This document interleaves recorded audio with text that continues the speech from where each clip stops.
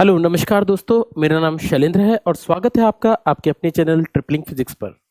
और मैं फिजिक्स का एजुकेटर हूँ। हम लोग जो लास्ट टाइम पढ़ रहे थे उसी को हम थोड़ा सा आगे बढ़ाते हैं। आप मेरे सारे के सारे लेक्चर्स को दोबारा से देख लीजिएगा। अगर आपको कहीं पर भी कोई प्रॉब्लम होती है तो आप उसको पढ़ते चलिएगा साथ साथ। साथ ही साथ डाउट्स अगर आपको कोई आते हैं, आपको बुक सॉल्व करने में, किसी भी बुक को सॉल्व करने में, अब मैं तो ये कहता हूँ किसी भी बुक को सॉल्व कीजिए। अगर आपको डाउट्स आते हैं तो आप डाउट्स को पुटअप कर सकते हैं टेलीग्राम चैनल पर। ट्रिपलिंग फिजिक्स के टेलीग्राम चैनल पर डिस्कशन पैनल है, उसके अंदर आप उन क्वेश्चंस को डाल सकते हैं। क्वेश्चंस आपके सॉल्व हो जाएंगे। दूसरी बात ये कि आप अपने नोट्स साथ ही साथ बनाते रहिए, आपको फायदा होगा क्योंकि नोट्स आपके ही होना जरूरी है, इसी से आपका फायदा होगा। चलिए आज का हम टॉपिक स्टार्ट करते हैं। अगर मैं आज के टॉपिक की बात करूं तो आज हम पढ़ने वाले हैं कुछ इलेक्ट्रिकल इंस्ट्रूमेंट्स के बारे में। इलेक्ट्रिकल इंस्ट्रूमेंट्स मतलब कौन कौन से इलेक्ट्रिकल इंस्ट्रूमेंट्स हैं उनकी बात करेंगे। देखिए इलेक्ट्रिकल इंस्ट्रूमेंट्स दो पढ़ेंगे आज हम। एक पढ़ेंगे आपका व्हीटस्टोन ब्रिज, तो हम पढ़ चुके थे जिसको हमने व्हीटस्टोन ब्रिज कहा था, एक साइंटिस्ट के नाम पर, है ना। आज हम जो एक सिस्टम पढ़ने वाले हैं उसका नाम है मीटर ब्रिज, और देखेंगे ये आखिर मीटर ब्रिज होता क्या है। तो टॉपिक डाल लीजिएगा मीटर ब्रिज।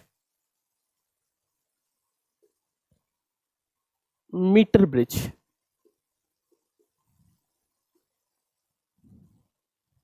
मीटर ब्रिज देखते हैं ये मीटर ब्रिज आखिर होता क्या है।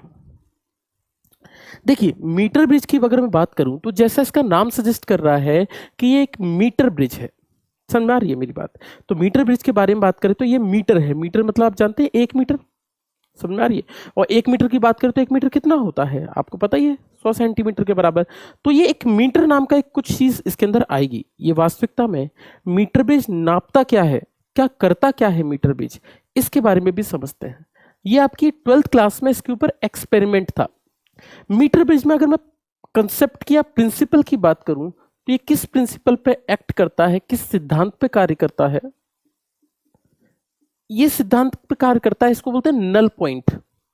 नल पॉइंट का मतलब होता है शून्य बिंदु, यानी जहां पर कुछ भी अवेलेबल ना हो, यानी जहां पर कुछ भी ना हो उसको बोलते हैं नल पॉइंट। तो ये नल पॉइंट पर आधारित होता है। आपको मैं थोड़ी थोड़ी चीज में बताते जाऊंगा नल पॉइंट का अर्थ क्या है। अगली बात करते हैं और किस काम में आता है। इसका उपयोग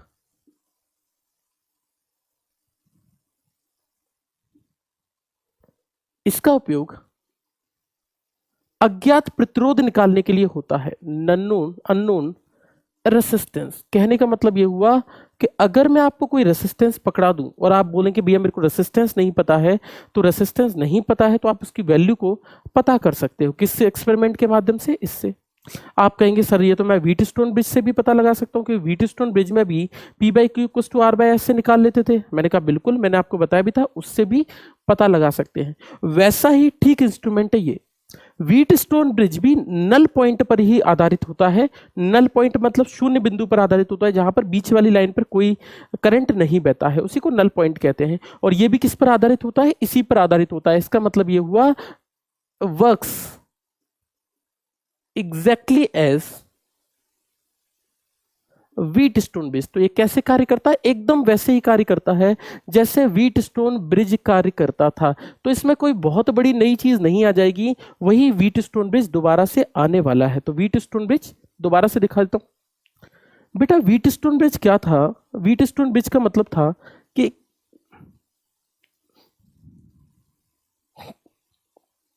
हमने कहा 4 रेसिस्टेंस है, एक है P, एक है Q, एक है R, एक है S। मैंने आपको कहा था कि बीच में अगर मैं गैल्वेनोमीटर लगा दूं, गैल्वेनोमीटर, एक वर्ड आया गैल्वेनोमीटर, और गैल्वेनोमीटर होता क्या है, गैल्वेनोमीटर करंट को मेजर करता है। अरे करंट को मेजर तो नहीं करता, गलत बोल दिया, इट डिटेक्ट्स करंट, यानी ये धारा का पता लगाता है कि करंट है या नहीं है। और कैसा करंट, बहुत लो करंट, लो करंट का पता लगाता है। ऐसा नहीं कि आप बहुत ज्यादा करंट गैल्वेनोमीटर से नापने लग जाए या पता लगाने लग जाए, नहीं भाई, ये लो करंट के लिए होता है, इसको हम गैल्वेनोमीटर कहते हैं। तो वास्तविकता में ये गैल्वेनोमीटर है। तो ये करंट का डिटेक्शन करेगा कि इसमें करंट है या नहीं है। आपको मैंने कहा था कि अगर P/Q की वैल्यू, बेटा अगर P/Q की वैल्यू अगर R/S के बराबर होती है, किसके, P/Q की वैल्यू R/S के बराबर होती है, तो ऐसी सिचुएशन में गैल्वेनोमीटर में करंट इन गैल्वेनोमीटर कितना हो जाएगा, गैल्वेनोमीटर में करंट कितना हो जाएगा, तो इसमें करंट हो जाएगा 0, यानी I बराबर 0। और जब इसमें I बराबर 0 हो जाएगा, देन इसको हटाना या लगाना कोई बात नहीं है, तो ये कैसे हो जाएगा, it works as open circuit. Open circuit, तो ये कैसे कार्य करेगा, एक खुला हुआ सर्किट, या फिर है ही नहीं सर्किट, ऐसा आप समझ लीजिएगा। तो ये सीधे सीधे हटा दिया जाएगा। और मैंने आपको कहा था कि अगर अगर आपने एक्सपेरिमेंट किया है तो आपको पता होगा, मुझे ये P पता चल गया, Q पता चल गया, R मान लो नहीं पता है, S मुझे पता है, तो अगर मुझे ये 3 वैल्यू पता है तो ये चौथी वैल्यू निकालना बहुत आसान है। जैसे R नहीं पता है तो मैं लिख दूंगा P into S by Q. इसी तरीके से मैं किसी भी अननोन रेसिस्टेंस की वैल्यू को निकाल सकता था। तो व्हीटस्टोन ब्रिज पढ़ना कोई बहुत बड़ी मुसीबत वाली बात नहीं है। व्हीटस्टोन ब्रिज बहुत ही सरल, बहुत ही सिंपल एक्सपेरिमेंट था जिसके बारे में हमने बात की थी। मीटर ब्रिज भी कुछ वैसा ही है। जरा जान लेते हैं कि मीटर ब्रिज किस प्रकार से एक्ट करता है या किस प्रकार से जुड़ा हुआ होता है, जरा समझते हैं। मिटा दूं, चलिए देखते हैं मीटर ब्रिज होता क्या है। हमने कहा ठीक है, मीटर ब्रिज के बारे में बात करें। लेट अस सपोज ये एक मीटर की स्केल है। स्केल आप जानते हैं ना, स्केल आप जानते होंगे, आपसे ज्यादा पढ़ा लिखा तो कोई नहीं है, आप जानते होंगे स्केल के बारे में। हमने कहा ठीक है, इसके ऊपर अगर मैं बात करूं, इसके ऊपर मान लेते हैं इसके ऊपर हमने एक वायर लगा दिया। क्या लगा दिया, वायर लगा दिया। कितना, इतना ही बड़ा इसके ऊपर लगा है, इस स्केल के ऊपर लगा हुआ है, इसलिए आपको तकलीफ नहीं हो तो आप ध्यान रखिएगा। हमने कहा एक वायर लगा दिया, आपने कहा ठीक है, ये क्या है, वायर है। ये क्या है, वायर है ऊपर की साइड। नीचे क्या है, एक स्केल है, ठीक है। ये क्या है, स्केल है। कितनी लेंथ की है, ये स्केल है आपकी 1 मीटर की स्केल है। 1 मीटर का मतलब समझते हैं, 1 मीटर का मतलब ये हुआ कि 1 मीटर की स्केल हो गई, ठीक है ना। इसको नोट डाउन कर लीजिएगा, नोट डाउन कर लो इसे।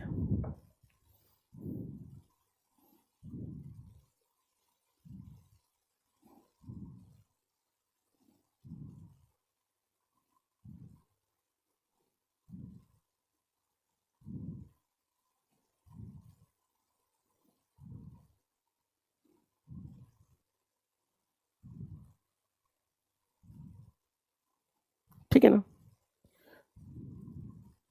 अगली बात करते हैं। हमने कहा ठीक है, ये स्केल कितने की है, 1 मीटर की है। हमने कहा ठीक है, अगर मैं इसको 1 मीटर की स्केल है तो इस पर क्या होगी, मार्किंग होगी, है ना। मेरी बात समझ रहे हो आप, इसमें क्या होगी, मार्किंग होगी।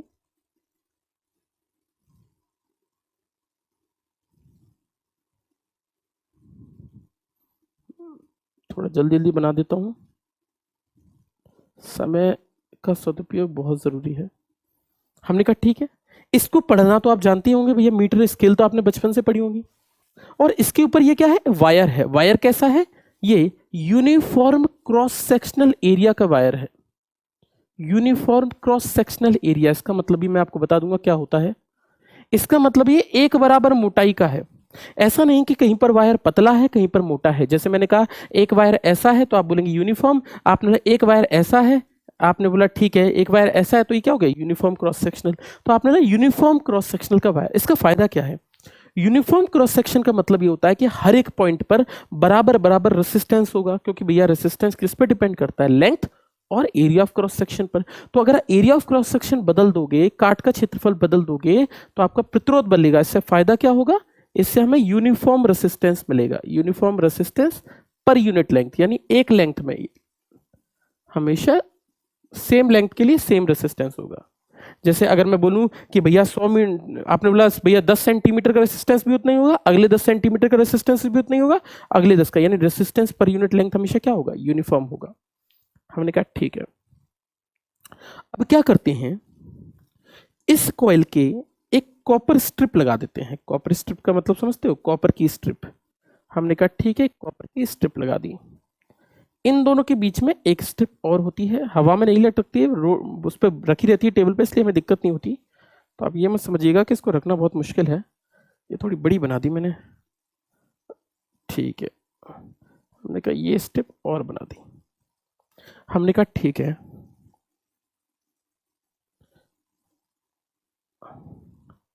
हमने कहा ठीक, चलो अब यहां से इस वाले पॉइंट से एक पॉइंट निकलता है, इसको हम बोलते हैं जॉकी। क्या बोलते हैं इसको? जॉकी कहते हैं। मैं जॉकी वो वाली जॉकी नहीं है ना, तो आप खुश मत होइएगा, तो वो वाली जॉकी नहीं है, ये अलग तरह की जॉकी है। ठीक है, अगली बात, यहां से यहां तक आपको जो रेसिस्टेंस निकालना है उसकी वैल्यू को अटैच कर दिया है। क्या कर दिया है? अटैच कर दिया है। ये वो वैल्यू है जो आपको पता नहीं है, यानी ये क्या है? अननोन रेसिस्टेंस है जिसकी वैल्यू को आपको पता नहीं है, यानी वह प्रतिरोध जिसको आपको पता लगाना है, तो अननोन रेसिस्टेंस। इन दोनों के बीच में एक चीज लग जाती है, इसको बोलते हैं रेसिस्टेंस बॉक्स। अच्छा, इसका मतलब भी आपको बता देता हूं क्या है। रेसिस्टेंस बॉक्स का मतलब ये होता है, इसमें पिन होती है, तो आप पिन निकालकर पिन लगाते जाइए तो आपको नया नया प्रतिरोध मिलना स्टार्ट हो जाएगा। तो इसको बोलते हैं, आप अपनी मर्जी से प्रतिरोध बदल सकते हैं, ये समझ लीजिए। रेसिस्टेंस बॉक्स कहा जाता है इसे, है ना। रियोस्टेट वगैरह भी लगा सकते हैं। तो ये क्या है? रेसिस्टेंस बॉक्स है, आर भी कह देते हैं इसको, रेसिस्टेंस बॉक्स। ठीक है, तो इससे आप बदल सकते हैं, मतलब ये आपको पता है। सिंपल सी बात ये समझ लो, ये आपको पता है आपने। ठीक है, अब क्या है, एक बात समझिएगा मेरा, ये आर है, ये रेसिस्टेंस बॉक्स है। हमने कहा ठीक है, रेसिस्टेंस बॉक्स है। इस रेसिस्टेंस बॉक्स को आप कुछ भी नाम दे सकते हैं। लेट अस से मैं इसको नाम दे देता हूं एस। हमने कहा ठीक है। अब एक बात समझना, इस जॉकी को आपको स्लाइड करना होता है। स्लाइड करने से फायदा क्या होगा, मैं आपको ध्यान से बताता हूं स्लाइड करने से फायदा क्या होगा। मेरी बात समझना, अगर मैं कहूं लेंथ ऑफ और वायर की लेंथ कितनी है, तो आप कहेंगे भैया लेंथ एल है। देखो ध्यान से समझना, आज का जो टॉपिक है वो इसी इंस्ट्रूमेंट के ऊपर है, तो इसकी लेंथ क्या है? एल है। तो हमने कहा ठीक है, लेंथ क्या है? रेसिस्टेंस। लेंथ ऑफ वायर कितनी है? एल है। अगर इसके पूरे की लेंथ एल है और मैं बोलूं कि भैया इसके एक छोटे से भाग की लेंथ क्या होगी, या 10 मीटर की लेंथ क्या होगी, या मैं कहूं कि भैया 1 मीटर तो ये टोटल है, सॉरी 10 सेंटीमीटर की लेंथ क्या होगी, मैं कहूं 50 सेंटीमीटर की लेंथ क्या होगी, तो अगर मुझे एक रेसिस्टेंस पता है तो इसकी रेसिस्टेंस पर यूनिट लेंथ, यानी एक छोटे से भाग की भी अगर निकालना चाहते हो, मैं मतलब दोबारा समझा दूंगा, रेसिस्टेंस पर यूनिट लेंथ, इसको हम आर से डिनोट कर देते हैं और हम कह देते हैं आर बराबर होगा आर बाय एल। मेरी बात नहीं समझे, मैं आपको बताता हूं क्या। मान लो इस पूरे का रेसिस्टेंस आर है, 1 मीटर का रेसिस्टेंस आर, आधा मीटर का रेसिस्टेंस कितना होगा? R by two. नहीं समझ में आया? आधे मीटर का रेसिस्टेंस आर बाय टू। मेरे से बोला गया कि बताइए इसके 10वें भाग का रेसिस्टेंस कितना होगा, तो आर बाय 10। अगर पूरे का रेसिस्टेंस आर है तो इसके, जैसे मैं कहूं कि भैया 100 सेंटीमीटर का रेसिस्टेंस, आपने कहा 100 सेंटीमीटर का रेसिस्टेंस आर है, तो बताइए 1 सेंटीमीटर का रेसिस्टेंस कितना होगा, तो 1 सेंटीमीटर का कितना होगा? R by 100। नहीं, मेरी बात समझ में आ रही? अगर एक बराबर रेसिस्टेंस है पूरी स्केल का, सॉरी इसके लिए पूरे वायर का, तो मैं अगर कहता हूं कि 100 सेंटीमीटर का रेसिस्टेंस आर है, तो 1 सेंटीमीटर का कितना होगा? R by 100। 50 सेंटीमीटर का कितना होगा? R bye 50। 25 सेंटीमीटर का कितना होगा? R by 25। यानी कहने का मतलब ये हुआ कि किसी भी भाग का प्रतिरोध कितना होता है? रेसिस्टेंस आर बाय एल की, यानी टोटल डिवाइड बाय लेंथ के बराबर होता है। तो अगर मैं रेसिस्टेंस की बात करूं तो इतना हुआ। हमने मान लिया कि मैं इस जॉकी को स्लाइड करूंगा। अब इसका स्लाइड करने का रीजन क्या होगा, मैं आपको बताता हूं। इसके बीच में हमने क्या लगा दिया? गैल्वेनोमीटर। अब गैल्वेनोमीटर क्या बताता है? करंट बताता है, मतलब करंट को डिटेक्ट कर। अब जैसे स्लाइड करूंगा तो आप ऐसा देखोगे कि एक बिंदु ऐसा आएगा जब ये गैल्वेनोमीटर क्या देगा? कोई डिफ्लेक्शन नहीं देगा। कोई भी डिफ्लेक्शन का मतलब ये हुआ, ये बताएगा कि भैया करंट ही नहीं है। कोई ना कोई इस वायर पे ऐसा बिंदु आएगा जिस पर जीरो डिफ्लेक्शन आएगा, और जीरो डिफ्लेक्शन को हम क्या बोलेंगे उस वक्त? क्या बोलेंगे? उसको नल पॉइंट कहकर चलेंगे। किसका? जो यहां पर बिंदु आएगा उसको क्या बोलेंगे? Null point. मैं आपको मतलब बताना ऐसा हुआ क्यों। जब व्हीट स्टोन ब्रिज करते थे, ध्यान से देखो, तो ये व्हीट स्टोन ब्रिज ही जैसा तो है। मैं मान लू ये एक आर, ये एक ऊपर आर, एक आर नीचे, एक आर नीचे, और बीच में एक सिंपल वाली लाइन। सिंपल वाली लाइन में करंट कब नहीं बहता था? जब ऊपर का रेसिस्टेंस अपॉन नीचे का रेसिस्टेंस, ऊपर का रेसिस्टेंस अपॉन नीचे का रेसिस्टेंस बराबर होते थे। तो वास्तविकता में ये व्हीट स्टोन ब्रिज जैसा तो हो गया है। मैं आपको अभी और बता दूंगा। तो इससे क्या होगा, आप अगर जैसे जैसे इस साइड लेकर जाओगे तो इस वाले भाग का रेसिस्टेंस बदलता जाएगा, छोटा होता जाएगा, रेसिस्टेंस कम होता जाएगा, बड़ा होता जाएगा, रेसिस्टेंस बढ़ता जाएगा। तो इन दोनों भागों का अलग अलग रेसिस्टेंस बनता चला जाएगा। मान लो कि इसका नल पॉइंट जो आया है वो सी पॉइंट पर आया है, और मैं कह दूं ये चीज है।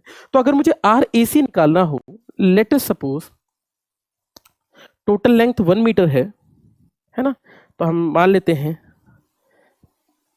हमने कहा चलिए ये एल है, तो ये कितना होगा? अगर सेंटीमीटर में लिखूं तो 100 माइनस एल लिख सकते हैं। मेरे ख्याल से आपको दिक्कत नहीं होगी। अगर मैं बात करूं ये वाला भाग, नल पॉइंट का ये भाग लेंथ निकला है, तो ये भाग कितना होगा? 100 माइनस एल का होगा। अगर मैं बोलूं ठीक है, इस एल भाग का रेसिस्टेंस कितना होगा, तो इसका रेसिस्टेंस अगर मैं बात करूं तो इसका रेसिस्टेंस होगा R A B equals to, अगर इस भाग का रेसिस्टेंस बताना है तो मुझे पता है स्मॉल आर किसके बराबर होता है? आर अपॉन एल के बराबर। तो आर क्या होगा? आर एल के बराबर, यानी आर ए बी किसके बराबर होगा? आर एल के बराबर। इसका भाग का रेसिस्टेंस कितना होगा? इतने भाग का। तो अगर मैं बोलूं आर बी सी रेसिस्टेंस कितना होगा, तो ये होगा मेरा R B C equals to R into L, यानी आर इंटू 100 माइनस एल। नहीं समझ में आया? दिक्कत तो नहीं है? तो देखो व्हीट स्टोन ब्रिज जैसा ही बन रहा है, ऊपर का रेसिस्टेंस अपॉन नीचे का रेसिस्टेंस, ऊपर का रेसिस्टेंस नीचे रेसिस्टेंस, मतलब प्रतिरोध बेटा, प्रतिरोध, इसका प्रतिरोध, इसका प्रतिरोध, इसका प्रतिरोध, बीच में क्या है? एक वायर है, और ये वायर में करंट जीरो हो गया, इसका मतलब ये पूरा क्या हो गया? बैलेंस्ड हो गया। मतलब जब बैलेंस्ड व्हीट स्टोन ब्रिज यानी कैसे व्यवहार कर रहा है? It act as balanced Wheatstone bridge. और ये कैसे व्यवहार करता है? व्हीट स्टोन ब्रिज की तरह व्यवहार करने लग जाता है। कैसे? व्हीट स्टोन ब्रिज की तरह व्यवहार करने लगता है, और जैसे ही बैलेंस्ड हो जाता है मैं लिख सकता हूं आर अपॉन आर। कुछ लोग क्या करते होंगे? आर अपॉन एल लिख देते होंगे भैया, लेकिन एक बात बताओ, क्या रेशियो लिखे जा सकते हैं अलग अलग चीजों के? तो आप आर अपॉन आर ही तो लिख सकते हैं, तो ऐसा मत कर देना। बनता हुई फॉर्मूला है, वो बना देंगे, लेकिन फिर भी लिखा कैसे जाता है मैं आपको तरीका बताता हूं कि आपकी किताबों में कैसे लिखा है। कैपिटल आर अपॉन नीचे का रेसिस्टेंस आर एल बराबर क्या होगा? एस अपॉन नीचे का resistance R into 100 minus L.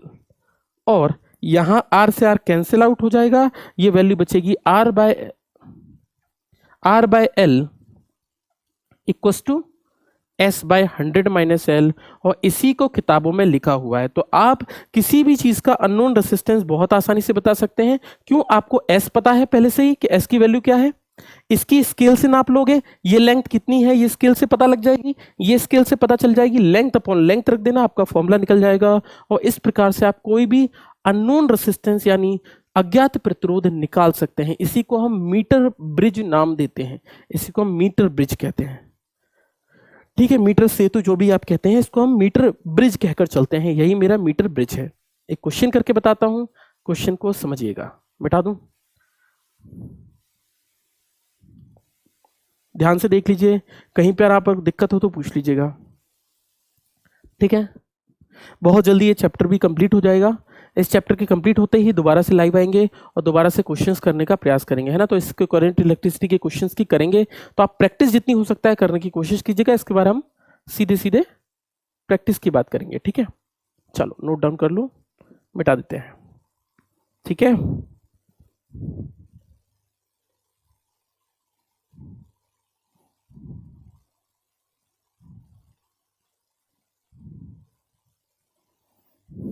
चलो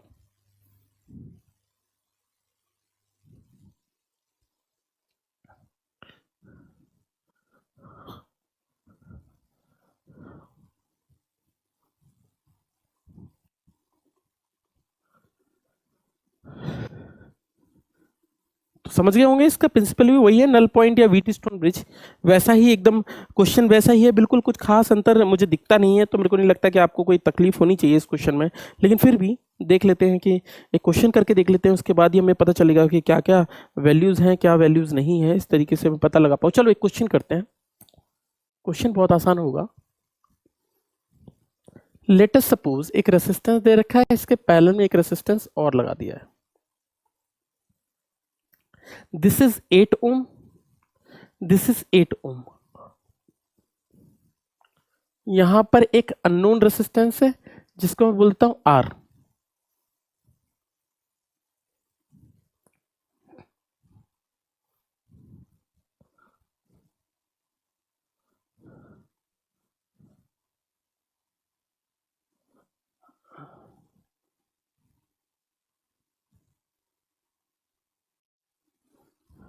आपको मैंने बताया नहीं,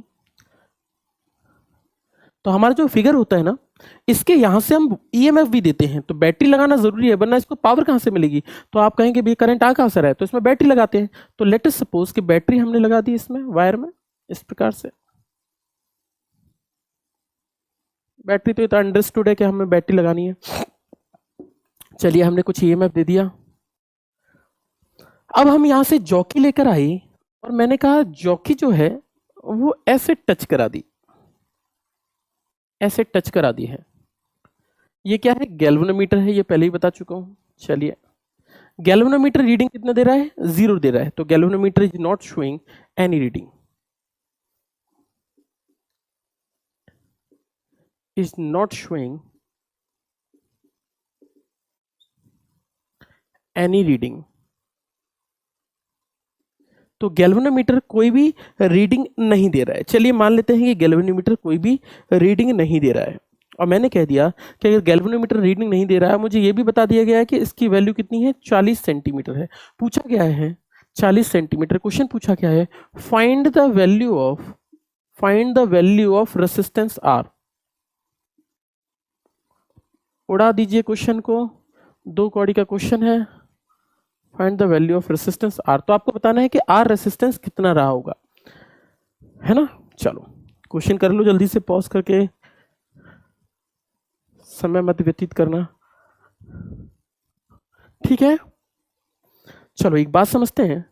तो galvanometer is not showing any reading, तो गैल्वेनोमीटर अगर शो नहीं कर रहा है, इसका मतलब ये हुआ ये किस कंडीशन में जा रहा है? बैलेंस्ड व्हीट स्टोन ब्रिज है, यानी कैसा है?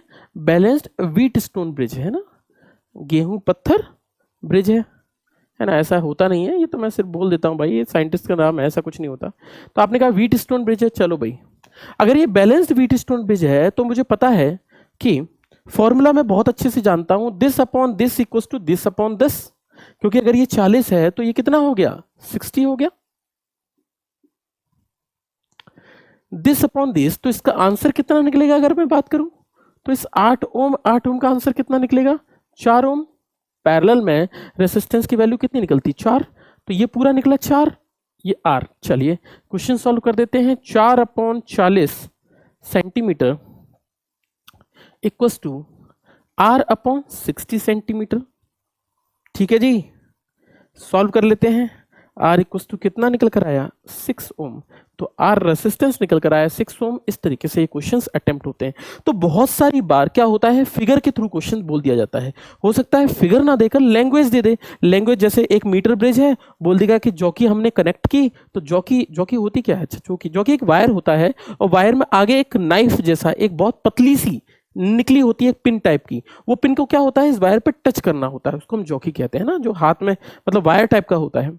तो हमने कहा आर इक्वल टू क्या होगा? 6 ओम। इस तरीके से हम निकाल देंगे। तो ऐसा बोल सकता है कि मीटर ब्रिज है, उसमें 40 सेंटीमीटर पर ये हो रहा है, आपका बैलेंस्ड हो रहा है। बताइए इसकी वैल्यू क्या होगी अगर इस तरीके से 2 रेसिस्टेंस पैरेलल में लगा दिए। तो इस तरीके से बहुत सारे थ्योरी के क्वेश्चन भी बना सकता है। इस तरीके से इस क्वेश्चन को लिखा गया है, नोट डाउन कर लीजिए। ये मेरा था वीट, ये मेरा था आपका मीटर ब्रिज। आगे चलते हैं, इसका नाम है पोटेंशियोमीटर। पोटेंशियोमीटर नाम का भी कंसेप्ट आपकी फिजिक्स में 12वीं क्लास में डाला गया है। तो ये भी एक टाइप है क्वेश्चंस बनाने का, तो ये भी क्वेश्चन करा दिया। चलो आगे चलते हैं।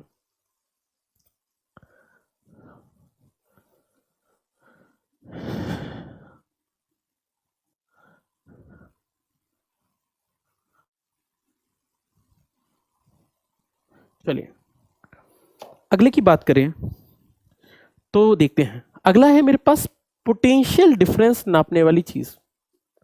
पोटेंशियल डिफरेंस यानी विभवांतर कैसे नाप सकते हैं? विभवांतर कैसे नाप सकते हैं? विभवांतर समझते हो? 2 पॉइंट्स के बीच में पोटेंशियल का डिफरेंस। 2 वायर है कि 2 कोने हैं, दोनों के कोनों के बीच में कितना विभवांतर आ रहा है। मैंने कहा मेरे घर में 220 वोल्ट है, तो आप कहेंगे भैया एक 0 वोल्ट है, कितना है? 220 है। वो बदलता रहता है, वो बात अलग है। जैसे हमने बैटरी ले ली, बैटरी ज्यादा अच्छा, आपने कहा 1.5 वोल्ट की बैटरी है, तो 1.5 वोल्टेज का मतलब क्या हुआ? एक 0 पे रहेगा, दूसरा क्या रहेगा? 1.5 वोल्टेज पे रहेगा। इसी को हम लोग कहते हैं पोटेंशियल डिफरेंस नापना। तो बेसिकली अगर पोटेंशियल डिफरेंस नाप रहे हैं तो पोटेंशियल डिफरेंस किस किस चीज से नाप सकते हैं? तो अगर मैं विभवांतर की बात करूं तो पोटेंशियल डिफरेंस हम 2 चीजों से नापते हैं। आपने कहा किससे सर नापेंगे? एक तो नापेंगे वोल्ट मीटर से, तो वोल्ट मीटर में तो हमें पता ही है, इसको विभवांतर नापते हैं पोटेंशियल डिफरेंस, तो वोल्ट मीटर से। दूसरा हम एक और चीज से नाप सकते हैं, इसको हम पोटेंशियोमीटर कहते हैं। पोटेंशियोमीटर मीटर कहते हैं। आपको ये विभव मापी के नाम से भी जानने को मिल सकता है, दोनों का नाम विभव मापी ही है। तो पोटेंशियोमीटर हो जाता है, एक वोल्ट मीटर हो जाता है। दोनों तरह के इंस्ट्रूमेंट है, दोनों ही इंस्ट्रूमेंट में कुछ भी खराबी नहीं है, दोनों ही इंस्ट्रूमेंट से नाप सकते हैं।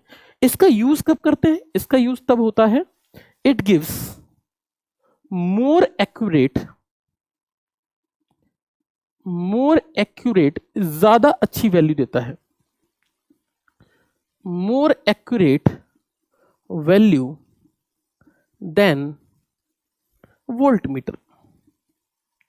तो ये किससे ज्यादा अच्छी है? तो अगर आपको बहुत ज्यादा एक्यूरेसी चाहिए अपने सिस्टम में और आप चाहते हैं कि मैं परफेक्ट निकालूं पोटेंशियल डिफरेंस या ईएमएफ, तो आपको किसकी आवश्यकता पड़ेगी? पोटेंशियोमीटर की आवश्यकता पड़ेगी। पोटेंशियोमीटर बहुत एक्यूरेट नाप सकता है, लेकिन प्रॉब्लम क्या है इसके साथ? ये बहुत भारी भरकम है, लंबा सा वायर है, बहुत वायर है, इतना बड़ा सिस्टम लेकर चलोगे फिर उससे नापोगे, ये तो बहुत बड़ी परेशानी वाली बात है। तो हम क्या यूज करेंगे? वोल्ट मीटर यूज करेंगे। क्यों? क्योंकि ये बहुत कॉम्पैक्ट होता है। कॉम्पैक्ट मतलब बहुत ही छोटा होता है, शॉर्ट होता है, इजी टू हैंडल होता है, ज्यादा दिक्कत आती नहीं है, ना कुछ नापना वापना है, सीधे वैल्यू दे देगा। इजी टू हैंडल होता है, बहुत इजीली आप इसे क्या कर सकते हैं? हैंडलिंग कर सकते हैं, और इसीलिए बहुत बढ़िया इंस्ट्रूमेंट होता है, इसलिए इसका उपयोग करते हैं।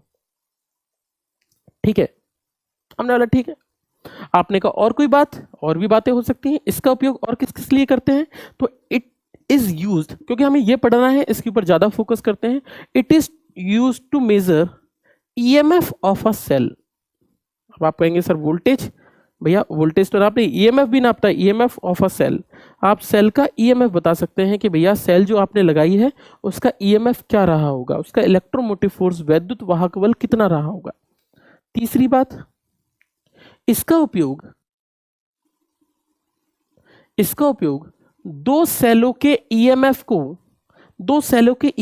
कंपेयर करने के लिए करते हैं। कंपेयर का मतलब समझते हो? तुलना करने के लिए, कि दो सेलें हैं, उनका दोनों का वैद्युत वाहक बल अलग अलग है, तो अगर आप चाहो तो दोनों सेल का कंपैरिजन कर सकते हो कि उनका ईएमएफ कितना रहा होगा। It is used to compare the EMF of cells. तो अगर आप सेल्स का ईएमएफ कंपेयर करना चाहते हो तो भी इसको निकाल सकते हो, तो सेल्स का ईएमएफ। अगली कोई बात, आपको पता है मैंने आपको एक बात बोली थी कि भैया ईएमएफ और पोटेंशियल में डिफरेंस होता है। ईएमएफ बहुत ज्यादा होता है, पोटेंशियल हमेशा उससे कम मिलता है। ईएमएफ तब नपता है जब ओपन सर्किट होता है, और वोल्टेज तब नपता है या पोटेंशियल तब नपता है जब क्लोज होता है। तो ईएमएफ के अंदर क्या लगा होता है? ईएमएफ जब नाप रहे हो, पोटेंशियल नाप रहे होते तो आपको उसके अंदर एक इंटरनल रेसिस्टेंस भी होता है।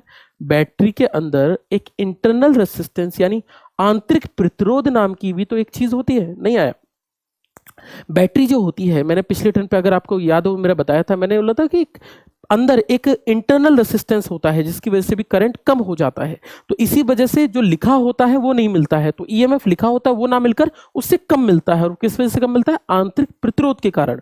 तो अगर मुझे निकालना हो कि किसी सेल का कितना इंटरनल रेसिस्टेंस है, तो भी आप निकाल सकते हो। तो इसका उपयोग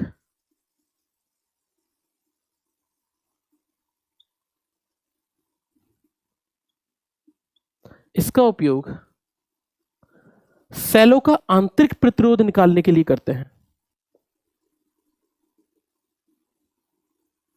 और ऑफ कोर्स ये भी किस पर आधारित होता है? नल पॉइंट पर भी आधारित होता है। ये भी बेस्ड ऑन नल पॉइंट। तो ये भी किस पर आधारित है? नल पॉइंट पर आधारित है। तो ये भी नल पॉइंट पर ही आधारित है। कैसे निकालते हैं इसके बारे में हम बात कर लेते हैं। चलो स्टार्ट करते हैं। पोटेंशियोमीटर हमारा टॉपिक है। पोटेंशियोमीटर देखते हैं, पोटेंशियोमीटर क्या होता है। मिटा दूं? ठीक है,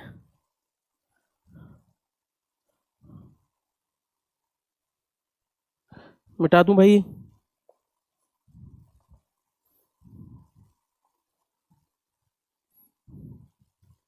चलो, अब आपकी बात है तो फिर मिटा देते हैं।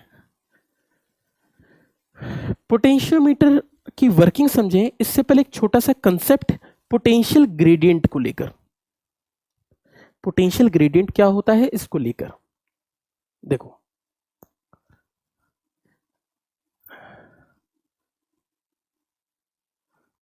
तो हमने कहा, मान लेते हैं कि एक छोटी सी एक वायर है, और मैंने कहा इस वायर का यूनिफॉर्म क्रॉस सेक्शनल एरिया है।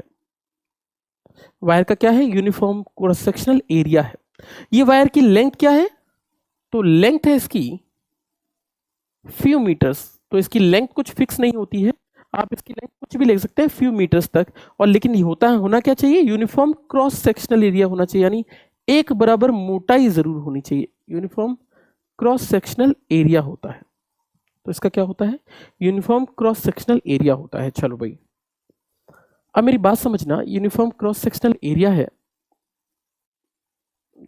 हो सकता है आप फिगर में ना देख पा रहे हो यूनिफॉर्म, चलो ठीक है यूनिफॉर्म ही है, बट बोल दिया, आप भरोसा रखो मुझ पर, है ना। चलो, यूनिफॉर्म क्रॉस सेक्शनल एरिया है। अब मैं क्या करता हूं, यहां से एक बैटरी कनेक्ट कर देता हूं।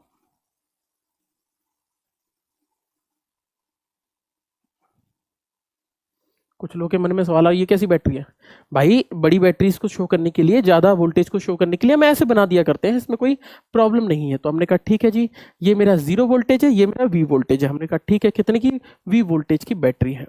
V का मतलब समझ रहे हो? इस पर V मिलेगा, इस पर 0 मिलेगा, ठीक है। तो हमने कहा ठीक है जी, V वोल्टेज की बैटरी बन गई। अगली बात, ठीक है, हमने कहा लेट अस सपोज कि इसके लेंथ कितना है, तो आपने बोला लेंथ है सर इसकी L। तो हमने कहा ठीक है। मेरी बात समझना, अगर पूरे का लेंथ L है, लंबाई L है, और इस पूरे को पोटेंशियल V मिल रहा है, तो क्या ये कहना गलत है कि इस वाले का ये 0 वोल्टेज, इसका वो V वोल्टेज? तो अगर ये वायर है सिंपल, तो यहां पर कितना मिल रहा होगा? मैं कह सकता हूं 0 वोल्टेज होगा, और इस वायर के थ्रू जाएंगे तो यहां पर V वोल्टेज होगा। मैंने आपको पहले ही बताया था, जब हम लोग पोटेंशियल का मेथड सीख रहे थे इक्विवेलेंट निकालने का, तब भी मैंने आपको बताया था वायर किसी भी चीज का विभव नहीं बदल सकते, वोल्टेज नहीं बदल सकते। तो अगर वोल्टेज नहीं बदल सकते, तो ये अगर यहां पर 0 वोल्टेज है तो यहां पर भी कितना होगा? 0 वोल्टेज रहा होगा। अगर यहां पर V वोल्टेज है तो यहां भी कितना रहा होगा? V voltage. यानी इस वाले वायर के अंदर कितना पोटेंशियल होगा? V पोटेंशियल होगा। यहाँ पे ऐसे भी तो समझते हो भैया, पैरेलल है तो वही पोटेंशियल ही होगा, ये तो ऑब्वियस सी बात है। तो इस पूरे को क्या मिल रहा है? V पोटेंशियल मिल रहा है। तो पूरे वायर के अंदर कितना पोटेंशियल है? तो मैं बोलूं होल वायर कितना पोटेंशियल है, तो मैं इस होल वायर को पोटेंशियल बोलता हूं V। तो कितना पोटेंशियल है? इसको हम बोलते हैं V। पोटेंशियल मतलब कितना, विभव कितना है, ये है। ध्यान से समझना, V पोटेंशियल है, ठीक है। हमने कहा ठीक है, कुछ आपने कहा 10 मीटर का, हमने कहा 10 मीटर का पोटेंशियल V, 10 मीटर का पोटेंशियल V, 10 मीटर का पोटेंशियल V। हमने कहा ठीक है। तो इन होल वायर, तो होल वायर इसको ऐसे लिख देते हैं, पूरे वायर का ना 10 मीटर, जितना भी मीटर है इन होल वायर। अभी लेंथ कितनी है? L लेंथ, ठीक है ना। तो L लेंथ जो है उसमें कितना है? V पोटेंशियल है। तो मेरी बात बताना, अगर 10 मीटर में 50 वोल्टेज है, तो 1 मीटर में कितना होगा? अगर 10 मीटर में 50, अरे क्या कर रहे हो, देखो 10 मीटर वायर में अगर 50 वोल्ट है, 10 मीटर वायर में 50 वोल्ट है, तो 1 मीटर में कितना होगा? तो 50/10। नहीं समझ में आया? अरे ये तो गणित है सिंपल सी। तो आपने बोला भैया देखो पूरे लेंथ में कितना है? V है। तो मुझसे बोले कि भैया पूरे 10 मीटर में अगर 50 वोल्ट है, तो 1 मीटर में कितना होगा? डिवाइड कर देते हैं। तो आपने बोला कि 1 में कितना होगा, तो आप बोलेंगे 1 में होगा V/L। मुझे बताओ, ठीक है? मेरी बात समझ रहे हो? अगर L लेंथ में V है, तो एक मीटर में कितना होगा, या 1 में कितना होगा, 1 यूनिट में? V/L होगा। मैं इसलिए बता रहा हूं कि अगर मुझे x में निकालना होता तो कितना होता? तो अगर मुझे x में निकालना होता, इन x लेंथ निकालना होता, कितना होगा? तो x लेंथ को निकालने के लिए, तो 1 में इतना है, तो x लेंथ में कितना होगा? V/L इंटू एक्स होगा। बताओ भाई, नहीं समझ में आया? हाँ, आ तो जाना चाहिए भाई, आ तो जाना चाहिए आपको। एक्स लेंथ में कितना होगा? V होगा। नहीं बात समझ में? दोबारा से बन रहा हूं। आपने कहा L लेंथ में इतना है, तो 1 में कितना होगा? तो आप V/L कर देंगे। अगर L में इतना है तो 1 में कितना होगा? V/L। और x में निकालना होगा तो V/L। जैसे मैंने बोला x कितना, आपने बोला लेट अस सपोज ये x है, आपने बोला इस लेंथ में कितना होगा पोटेंशियल। तो अगर पूरे में पोटेंशियल V है, तो आपने बोला इसमें कितना होगा, तो आप बोलेंगे V/L इंटू एक्स। इस v bye L into x, इस v bye L into x को हम एक नया नाम दे देते हैं। ये क्या है? Potential in x length, potential in x length. तो इतना हुआ। इस v बाय एल को हम बोलते हैं पोटेंशियल ग्रेडियंट। कभी कभी सीधे सीधे इसकी यूनिट और डायमेंशन आ जाती हैं कि बताइए ग्रेडियंट, इसको बोलते हैं विभव प्रवणता कहते हैं। इसका डायरेक्टली पूछ लेता है कि बताइए इसकी इकाई क्या होगी, इसकी डायमेंशन क्या होगी, इस तरीके से। तो इसको हम बोलते हैं विभव प्रवणता, इसको बोलते हैं पोटेंशियल ग्रेडियंट। और पोटेंशियल ग्रेडियंट को एक अलग से नाम दे देते हैं, इसको के भी बोलते हैं। और इसी तरीके से हम लिख सकते हैं कि अगर मुझे v निकालना होता, लेट अस सपोज ये ए पॉइंट है, ये सी पॉइंट है, ये बी पॉइंट है, तो अगर मुझे किसी एक्स लेंथ में निकालना होता, वी ए सी लिख देता हूं। एक्स लेंथ के लिए अगर मुझे पोटेंशियल निकालना होता तो उसकी वैल्यू को सीधे सीधे के एक्स लिखा जा सकता है। इस फॉर्मूले को याद रखिएगा, बस इसी फॉर्मूले की जरूरत पड़ेगी। के बराबर क्या होता है? वी बाय एल होता है, जिसको हम क्या बोलते हैं? पोटेंशियल ग्रेडियंट कहते हैं। पोटेंशियल ग्रेडियंट को के से डिनोट करते हैं। बस इतनी सी बात है। यही मेरा एक छोटा सा फंडा है जिसको याद रखिएगा। इसको हम लोग कहते हैं आपका पोटेंशियोमीटर का एक छोटा सा कंसेप्ट। तो जब भी याद रखो तो याद रखना कि एक्स लेंथ में पोटेंशियल कितना होता है? के एक्स के बराबर होता है। एक्स लेंथ में, रट्टा क्या मानना है? एक्स लेंथ में, एक्स लंबाई में पोटेंशियल आपने बोला के एक्स या फिर V by L into x. ये मेरा कंसेप्ट है मेन। एक्स लेंथ में पोटेंशियल, सिंपल सी बात। तो पोटेंशियल को याद रखिएगा। अगली बात करते हैं, अच्छे से समझ लीजिए, कोई दिक्कत हो तो मुझे बता देना, ठीक है? बता दूं? चलें पोटेंशियोमीटर बनाने पर, कि पोटेंशियोमीटर में करना क्या है। ठीक है, चलो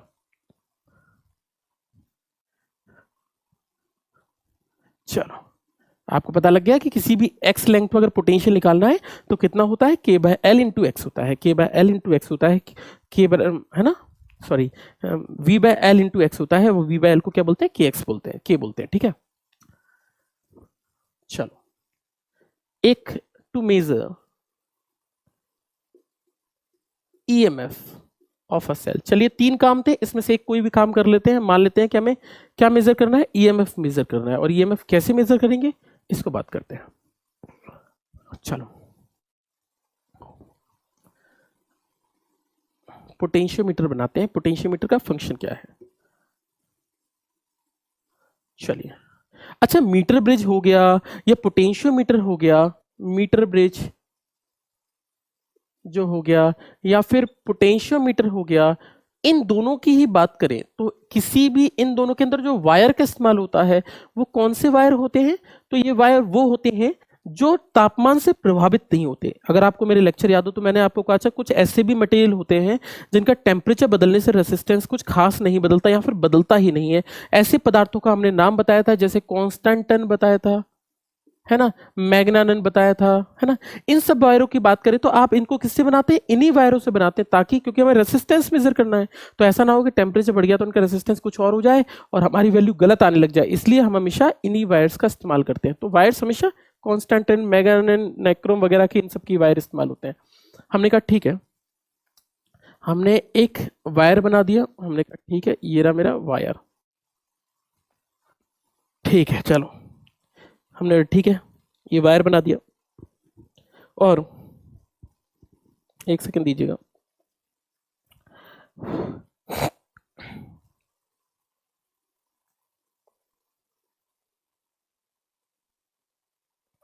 चलो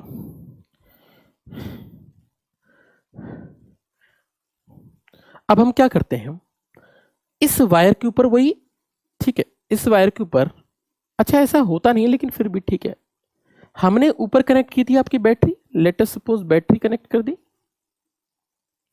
इसमें कुछ कंसीडरेशन भी करने पड़ेंगे। चलो,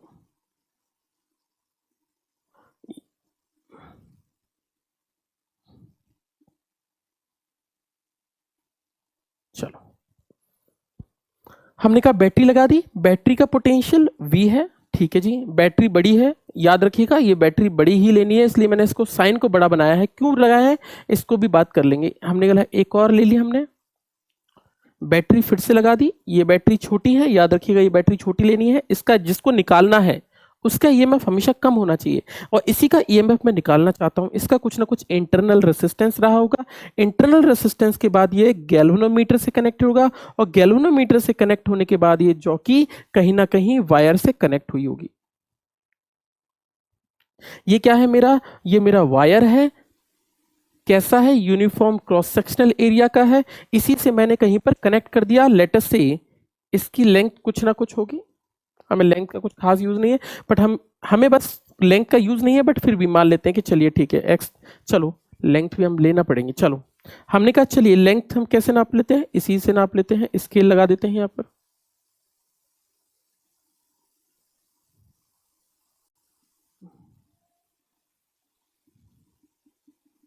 चलो ताकि हमें लेंथ निकल पाए। हमने कहा ठीक है। अब क्या होता है गैल्वेनोमीटर, अब मैं आपको बताता हूं होता क्या, कंसेप्ट क्या लगता है। एक बात समझना, अगर ये 0 वोल्ट है तो ये वी पोटेंशियल होगा, इधर क्या होगा वी पोटेंशियल।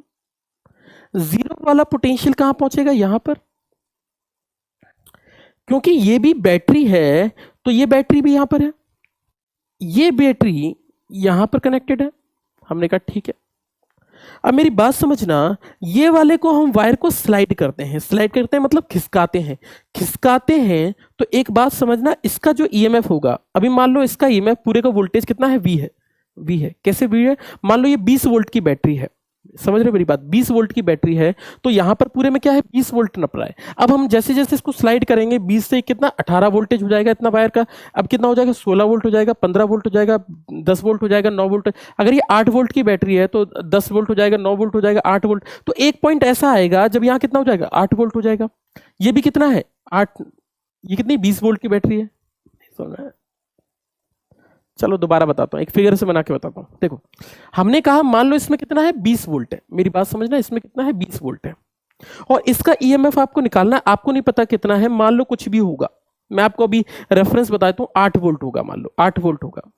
अब एक मेरी बात समझना, आप इसको जॉकी को यहां से खिसकाना चालू करते हैं तो यहां पर इसका वोल्टेज कितना निकल रहा है, तो आपने 20 वोल्ट, इसका खिसकाते जाएंगे, कम होता जाएगा, कम होता जाएगा, कम होता जाएगा, कम होता जाएगा, जैसे ही आप इस पॉइंट पे लेकर आएंगे तो हमें पता है पोटेंशियल तो कम होता जाएगा, क्योंकि पोटेंशियल क्या था वी बाय एल के बराबर। तो यहां पर आने के बाद मान लीजिए इसका पोटेंशियल 20 की जगह कितना रह गया 8 रह गया, और इसका भी कितना था 8 था। तो एक बिंदु ऐसा आएगा, ये वाला बिंदु, जब आपकी कुछ लेंथ एक्स रहेगी, इस वक्त ये ऐसा कुछ बिंदु आएगा जब ऊपर का पोटेंशियल जो होगा वो नीचे के पोटेंशियल के बराबर होगा, यानी इस वाले का पोटेंशियल किसके बराबर होगा, इस वाले के पोटेंशियल के बराबर होगा।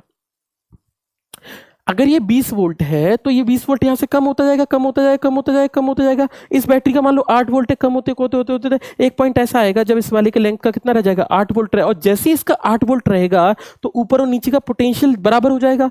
अब अगर पोटेंशियल बराबर हो जाएगा तो ये भी सेम पोटेंशियल पर होगा और ये भी कितने पे होगा, सेम पोटेंशियल पर होगा। लेट अस सपोज ये भी मान लीजिए जेड पोटेंशियल पर है और ये भी कितने पे होगा, जेड पोटेंशियल पर होगा। तो आपने बोला जेड पोटेंशियल पर होगा, तो ये दोनों अगर सेम पोटेंशियल पर हो जाएंगे, जब ये दोनों सेम पोटेंशियल पर आ जाएंगे, तो अगर सेम पोटेंशियल पे आने के बाद, अगर ये ई की बैटरी है, ये 0 वोल्ट है, तो ये सेम पोटेंशियल पे आने के बाद क्या इनके बीच में कोई करंट फ्लो होगा। मुझे पता है कि अगर दो बिंदु ई और ई है तो इन दोनों के बीच में अगर सेम पोटेंशियल है तो इनके बीच में करंट की वैल्यू कितनी होगी, 0 नहीं होगी, इनके बीच में करंट 0 होगा। तो जैसे जैसे वोल्टेज कम करते गए करते गए करते गए, तो एक पॉइंट ऐसा आया जब इसका पोटेंशियल V बाय एल किसके बराबर हो गया, इसके पोटेंशियल के बराबर। हमें पता नहीं लगेगा, लेकिन हमें कैसे पता लगेगा, इसकी वैल्यू 0 हो जाएगी, और उस वक्त क्या होगा, इसके अंदर क्या हो जाएगा, I बराबर 0 दिखा रहा होगा, और ये कौन सा पॉइंट आ जाएगा, नल पॉइंट निर्धारित हो जाएगा। इस वक्त क्या होगा, नल पॉइंट। बस मुझे इतना तक लेकर आना है, नल पॉइंट तक, बस मेरा काम खत्म हो गया। आप क्या करते हैं, इसको स्लाइड करते हैं और जैसे ही नल पॉइंट पर लेकर आते हैं तो आपका ये वैल्यू क्या हो जाती है, फिक्स हो जाती है। और ये ऐसा बिंदु होता है जब इन दोनों के पोटेंशियल क्या हो रहे होते हैं, बराबर हो रहे होते हैं, और जिस वक्त इन दोनों के विभव बराबर होंगे, इन दोनों पॉइंट के पोटेंशियल बराबर होंगे, करंट 0, इन दोनों के पोटेंशियल बराबर है, करंट 0, और इस वक्त कोई करंट नहीं फ्लो करेगा, गैल्वेनोमीटर नहीं रह जाएगा। इस वक्त पर, जिस वक्त गैल्वेनोमीटर नहीं रहेगा, उस वक्त मैं बोल सकता हूं कि इसका पोटेंशियल किसके बराबर होगा, इसके पोटेंशियल के बराबर होगा, है ना। और उस वक्त मैं E की वैल्यू को डायरेक्टली क्या लिख पाऊंगा, जो मैं पहले फॉर्मूला लिखा था, ये क्या हो जाएगा, V by L, V by L के साथ में क्या मल्टीप्लाई हो जाएगा, X बराबर हो जाएगा। और इस तरीके से मैं EMF डायरेक्टली निकाल लूंगा। E बराबर क्या होगा, V बैटरी अपॉन में L, ये जो V बाय एल निकला है और इसके साथ X का मल्टीप्लाई, यही मेरा किसी के बराबर होगा, EMF के बराबर होगा। आई बात समझ में या नहीं आई? दोबारा से देख लीजिए, कहीं प्रॉब्लम हो तो मैं आपको बता दूं। ये बात याद रखना, इट इज ऑलवेज लार्जर, ये हमेशा लार्जर बैटरी होगी।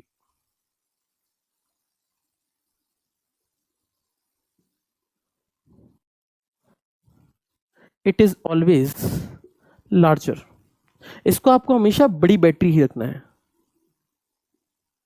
इसको आपको हमेशा बड़ी वोल्टेज। तो भैया बस इतना सा काम करना है कि कैसे भी इन दोनों का पोटेंशियल बराबर कर दें। तो यहाँ पर V/L जैसे आप इसको कम लेकर आएंगे, कम करते जाएंगे, कम करते जाएंगे, लेंथ कम होती जाएगी, तो एक पॉइंट ऐसा आएगा जब इन दोनों के पोटेंशियल बराबर होंगे। जब पोटेंशियल बराबर हो जाएंगे इन दोनों हिस्सों के, तो इसमें करंट जीरो हो जाएगा। करंट जीरो हो जाएगा उस वक्त हमें पहले ही फॉर्मुला निकाल चुके हैं, E बराबर क्या होता है, V/L इंटू एक्स। एक्स आप निकाल सकते हो स्केल पढ़कर, V आपको पता ही है, L आपको पता ही है, तो इस तरीके से आप लेंथ ऑफ वायर आपको पता ही है, तो आप इस तरीके से एक फॉर्मूला लगा देंगे और डायरेक्टली ईएमएफ ऑफ सेल बता पाएंगे। इस तरीके से ये एक्सपेरिमेंट होता था 12th क्लास में। आपके लिए फॉर्मूला ये वाला इंपॉर्टेंट है, इस वाले फॉर्मूले पे क्वेश्चंस बन सकते हैं, इसको नोट डाउन कर लीजिए। एक क्वेश्चन, एक न्यूमेरिकल इस टॉपिक पर भी कर लेते हैं। चलिए ठीक है, मिटा दूं, इसकी वर्किंग थी, आप एक और बार पॉज करके देख लीजिएगा उसकी वर्किंग, आपको प्रॉब्लम ना हो, ठीक है ना। ये मेन फॉर्मूला है, आपको तो बस, आप अगर कुछ नहीं भी याद रखते तो आप इसको तो याद रखिएगा, हमारे लिए तो यही काम का है। चलो हाँ, एक और चीज, इन दोनों की पोलैरिटी, इन दोनों की पोलैरिटी यानी इन दोनों सेलों की पोलैरिटी सेम होनी चाहिए। ऐसा नहीं कि आप यहाँ नेगेटिव है तो यहाँ पॉजिटिव कर दो, नहीं, यहाँ पे नेगेटिव तो यहाँ भी नेगेटिव होना चाहिए, यानी सेम पोलैरिटी भी होनी चाहिए, ये भी बहुत इंपॉर्टेंट बात है। ये दोनों जब कंडीशन होंगी तभी आप नल पॉइंट ले पाएंगे, अदरवाइज आप नल पॉइंट नहीं ले पाएंगे, तो बहुत ज्यादा डिफिकल्ट नहीं होगा। ऐसे में भी देख लेते हैं कि क्या फिगर है, क्वेश्चन कर लेते हैं एक। चलो लेट अस सी, एक क्वेश्चन है, हमने कहा ठीक है, ये हमने बोल दिया वायर है, वायर है, क्या है, वायर है। वायर आप जानते हैं यूनिफॉर्म क्रॉस सेक्शनल एरिया का है, क्रॉस सेक्शनल एरिया का है, क्या है, यूनिफॉर्म क्रॉस सेक्शनल एरिया। अब मुझे ये दिया गया है कि यहां से एक बैटरी कनेक्ट की है इन्होंने, और इन्होंने जो बैटरी कनेक्ट की है वो इन्होंने बोल दिया है, मैंने कनेक्ट कर दी है 50 वोल्ट की बैटरी। हाँ, कितने की भी करो उससे क्या फर्क पड़ता है, 50 वोल्ट की बैटरी, मान लो 50 है। इन्होंने कहा कि इसके अलावा इन्होंने एक ईएमएफ बैटरी और अप्लाइड की है, इसको छोटा बनाना है,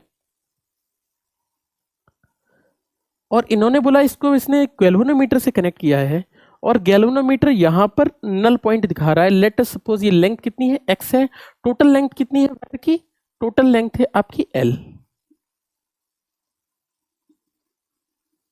टोटल लेंथ l है, ठीक है जी। अगली बात, ठीक है ना, टोटल लेंथ l है, l आप अपनी मर्जी से ले सकते हैं, कितना ले ले, 12 मीटर, तो मतलब क्वेश्चन में दे रखा है, मान लीजिए 12 मीटर की लेंथ है। क्वेश्चन में पूछा है if galvanometer is showing, is not showing a current, तो अगर गैल्वेनोमीटर कोई धारा नहीं दिखा रहा है, मेरी बात समझ रहे हो, गैल्वेनोमीटर कोई धारा अगर नहीं दिखा रहा है, मान लीजिए गैल्वेनोमीटर कोई धारा नहीं दिखा रहा है, गैल्वेनोमीटर कोई धारा नहीं दिखा रहा है, तो आपको बताना है कि वैल्यू x की क्या रही होगी, फाइंड वैल्यू ऑफ x, आपको बताना है x की वैल्यू क्या रही होगी, x की मान कितना रहा होगा, बस इतना बताना है। तो आपने ठीक है जी, ये क्या है, स्केल है,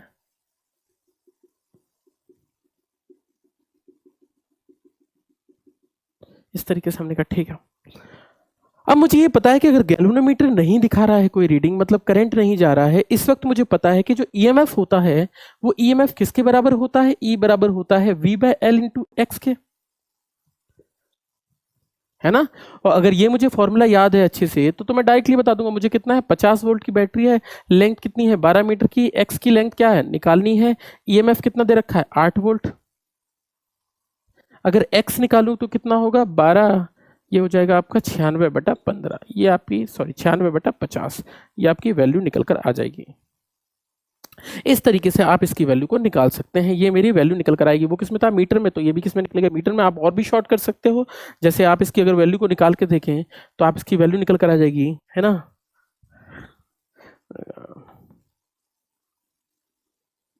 ठीक है, इसको और भी सॉल्व कर सकते हैं। 48/25 मीटर कर सकते हैं, जो भी आप सॉल्व कर लो, है ना? 25 एकम 50, 25 दूनी 50, लगभग 2 के आसपास आ जाएगी, 2 मीटर के आसपास, तो आप निकाल दोगे। तो हमने कहा इस तरीके से इस क्वेश्चन का सॉल्यूशन हो जाएगा। ये मेरे क्वेश्चन को करने का तरीका होगा। ऐसे भी क्वेश्चन पोटेंशियोमीटर पे बेस्ड जो क्वेश्चन होते हैं वो भी इसी प्रकार से निकाला जाते हैं। ये इस तरह की वर्किंग होती है ना? तो इस तरीके से हम निकाल देते हैं।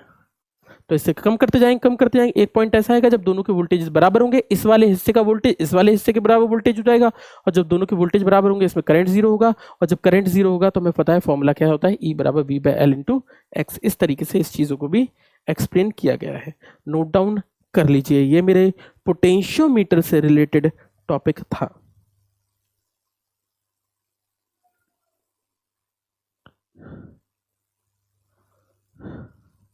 ठीक है, मिटा दूं?